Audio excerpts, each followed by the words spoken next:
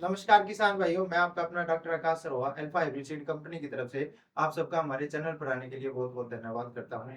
पूर्वी और मध्य भारत में उगाई जाने वाली मोटे धान की कुछ रिसर्च वेराइटियां जो कि इस प्रकार है। 3 किलो की बॉक्स पैकिंग में हमारे पास आनंद, सारनाथ और जमुनोत्री 41 है, जिसको हमने एमईटी टेक्नोलॉजी के द्वारा उपचारित किया गया है।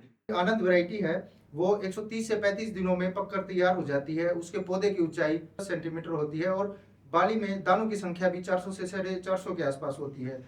वे गिरने के प्रति सहनशील है। अधिक वजन और चमकदार इसका दाना है। औसत उपज होती है वह 24 से 26 क्विंटल प्रति एकड़ है। इसके बाद हम सारनाथ के बारे में बात करते हैं तो यह भी 130 से 135 दिनों में पककर तैयार होने वाली वैरायटी है। 100 से 110 सेंटीमीटर होती है और बाली में दानों की संख्या भी 400 से 450 के आसपास होती है। यह कीट रोग के प्रति सहनशील है और इसकी औसत उपज जो है वो 24 से 28 क्विंटल प्रति एकड़ है। तीसरी हमारी जो वैरायटी है वो है जमुनोत्री 41। यह 145 से 150 दिनों में पककर तैयार हो जाती है। पौधे की ऊंचाई 85 से 90 सेंटीमीटर। इसकी औसत उपज किसान भाइयों 32 से 35 क्विंटल प्रति एकड़ होती है। इसका मोटा और चमकदार दाना होता है। कीट रोग के प्रति सहनशील होती है। यह वैरायटी गिरने के प्रति सहनशील है। तो किसान भाइयों, हमारी जो आनंद, सारनाथ और जमुनोत्री 41 वैरायटी है, जिसको हमने एमईटी टेक्नोलॉजी के द्वारा उपचारित किया गया है। तो अभी हम डॉक्टर शेखर कासनिया से एमईटी टेक्नोलॉजी के बारे में बात करते हैं। एमईटी टेक्नोलॉजी क्या होती है? धन्यवाद आकाश। जो आप लोग धान के बीज को एमईटी टेक्नोलॉजी से उपचारित कर रहे हैं, ये जो एमईटी टेक्नोलॉजी है ये है माइक्रो इनकैप्सुलेशन टेक्नोलॉजी, सूक्ष्म कवच तकनीक। ये एक अमेरिकन प्रोप्राइटरी तकनीक है एक्सएलएजी कंपनी की। इसमें जो एमईटी तकनीक है ये इसका इस्तेमाल इसलिए किया गया है ताकि जो भी पोषक तत्व हम बीज को दे रहे हैं उनकी उपलब्धता बीज को लगातार बनी रहे। जब हम कोई भी बीज को अनट्रीटेड रखते हैं या कोई भी बीज जिसका उपचार नहीं किया गया है, उस बीज में जो पोषक तत्व उपलब्ध होते हैं वो किसी भी पौधे को जर्मिनेट करवाने के लिए, उसके जमाव के लिए या उसको अजैविक तनाव को सहन करने के लिए।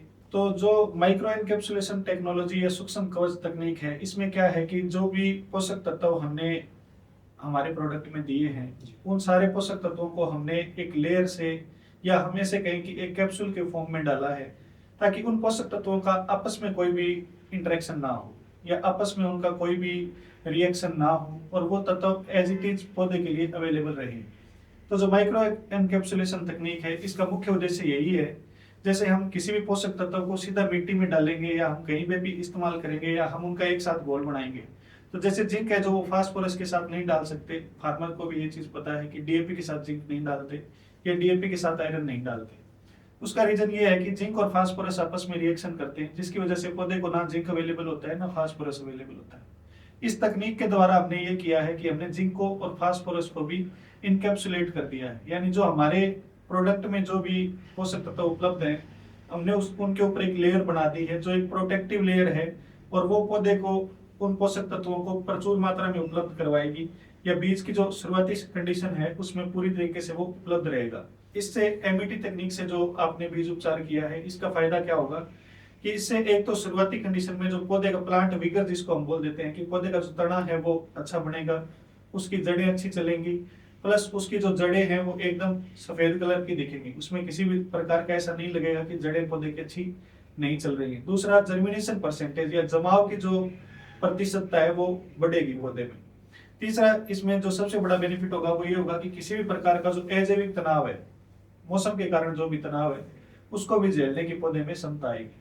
तो मैं डॉक्टर शेखर कासनिया का बहुत बहुत धन्यवाद करता हूं कि इन्होंने हमें बहुत ही महत्वपूर्ण जानकारी दी। तो किसान भाइयों, आइए आके मिलकर लगाते हैं अल्फा हाइब्रिड सीड कंपनी के धान और अच्छी पैदावार लेते हैं, क्योंकि अगर हमारा किसान अच्छी पैदावार लेगा तो हमारा देश आगे बढ़ेगा। धन्यवाद। धन्यवाद डॉक्टर।